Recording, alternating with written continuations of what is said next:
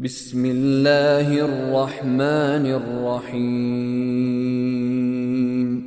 والنازعات غرقا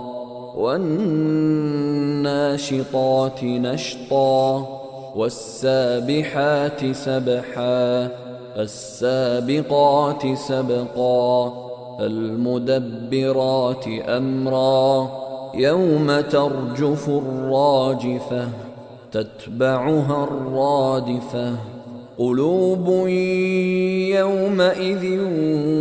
واجفة أبصارها خاشعة يقولون أئنا لمردودون في الحافرة أئذا كنا عظاما نخرة قالوا تلك إذا كرة خاسرة فإنما هي زجرة واحدة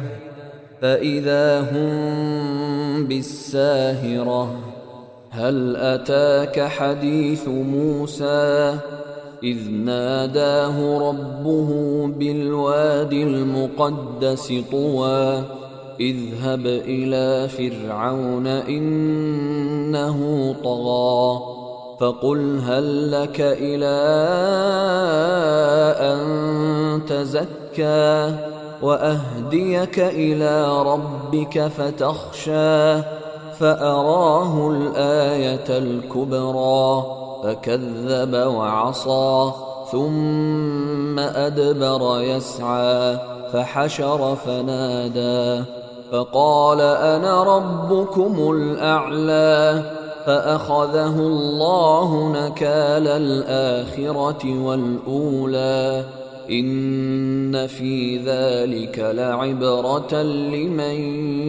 يخشى أأنتم أشد خلقا أم السماء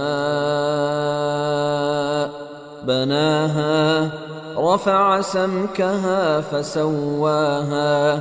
وأغطش ليلها وأخرج ضحاها والأرض بعد ذلك دحاها أخرج منها ماءها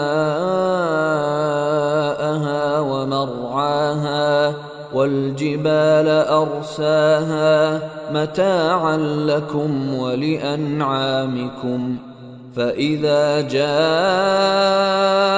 الطامة الكبرى يوم يتذكر الإنسان ما سعى وبرزت الجحيم لمن يرى فأما من